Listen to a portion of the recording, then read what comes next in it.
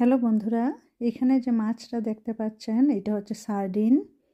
তো এই মাছটা আমি আজকে রান্না করব সরিষা বাটা দিয়ে। এই সার্ডিন মাছটা কিন্তু শরীরের জন্য খুবই ভালো।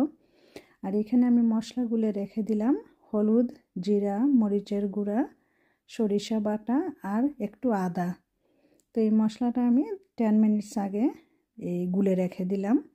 আর এখন আমি তেলে পেঁয়াজ দিয়ে দিলাম, পেঁয়াজ আর একটু কালো জিরা।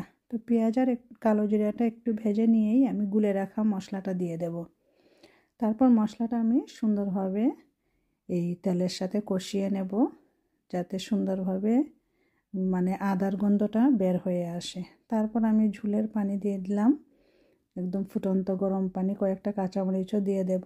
তারপর আমি এই যে ভেজে রাখা আমার সার্ডিন মাছটা দিয়ে দিলাম। খেতে কিন্তু খুব নাইস হয়েছিল। আবার কেউ কেউ ইচ্ছা করে ধনে পাতাও অ্যাড করতে পারেন। তো এই যে আমার রান্নাটা আজকে কেমন হলো সবাই জানাবেন।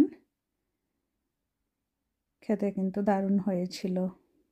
তো সবাই ভালো থাকুন, সবাই সুন্দর থাকুন।